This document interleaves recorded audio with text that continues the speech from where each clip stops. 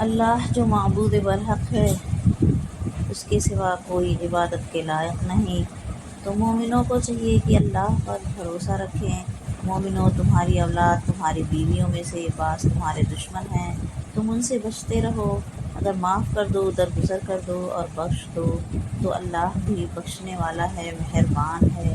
تمہارا مال اور تمہاری اولاد تو آزمائش ہیں، تو اللہ کے ہاں بڑا اجر ہے۔ تو جہاں تک ہو سکے اللہ سے ڈرتے رہو، اس کے احکام کو سنو اور اس کے اللہ کی مسجدوں کو وہ لوگ آباد کرتے ہیں جو اللہ پر روز قیامت پر ایمان لاتے ہیں اور نماز پڑھتے ہیں اور زکوٰۃ دیتے ہیں، جو اللہ کے سوا کسی سے نہیں ڈرتے، اور امید ہے کہ یہی لوگ ہدایت یافتہ۔ بسم اللہ الرحمن الرحیم۔ جو لوگ اللہ اور اس کے پیغمبروں پر ایمان لائے اور ان میں سے کسی میں بھی فرق نہیں کیا، یعنی سب کو مانا، ایسے لوگوں کو عنقریب ان کے نیکیوں کے صلے عطا فرمائے گا، اور اللہ بخشنے والا اور بڑا مہربان ہے۔